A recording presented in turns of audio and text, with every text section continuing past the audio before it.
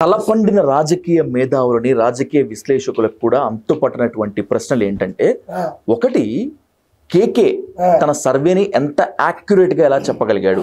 సరే ఓకే, అతను సెఫాలజిస్టు, ప్రజలతో మాట్లాడతాడు లేదా జనాల్లోకి వెళ్తాడని చెప్పి అనుకోవచ్చు.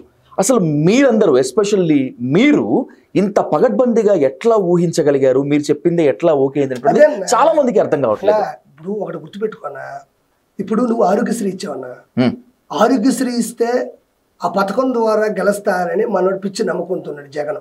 ఓకే, ఆరోగ్యశ్రీ నువ్వే అంటున్నావు, అర్థం పర్థం లేని ముందు నువ్వే పోస్తున్నావు.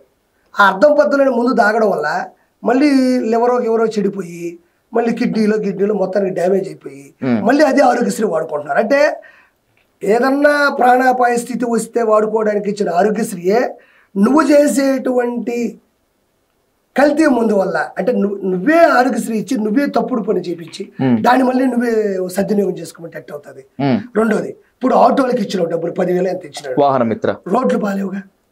ఇప్పుడు అలా 4 గేర్లు ఉంటాయి ఆటో కూడా, 4 గేర్లు ఉంటాయి. ఏ గేర్ లో వేస్తే మైలేజ్ వస్తుంది?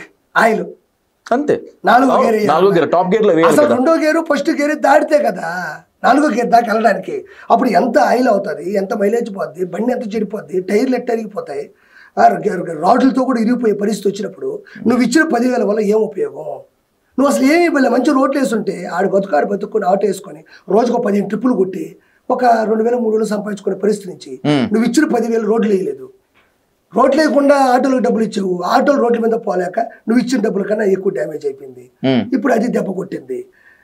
మెగా డిఎస్సి జాబులు ఇస్తాను, ఏ ఒక్కరికి ఇచ్చిన పాపం లేదు. మిగతా రాష్ట్రాలన్నీ ఐటీ కంపెనీలతోనూ మిగతా కర్మాగారాలతోనూ దూసుకెళ్తా ఉంటే మా పక్క కత్తులు గొడ్డలు సంబంధించినటువంటి డిపార్ట్మెంట్ తప్ప, పరిశ్రమలు తప్ప మా దగ్గర ఏమీ లేవు. రాజధాని అంటే ఏందన్నా? రాజధాని అంటే ఒకసారి అబ్రేషన్ చెప్పిన రాజధాని అంటే అంతే, పరిపాలన మొత్తం అంతా కూడా ఎక్కడ ఉంటుంది, ఏముంటుంది. ఇప్పుడు ఆంధ్రప్రదేశ్కి ఒకప్పుడు హైదరాబాద్ ఉంది, ఇప్పుడు హైదరాబాద్కి తెలంగాణ వచ్చేసింది, ఇప్పుడు ఢిల్లీ వచ్చేసి భారతదేశంకి అయిపోయింది. సో ఇట్లా ఉంటాయి కదా, మహారాష్ట్ర ముంబై ఉంటుంది.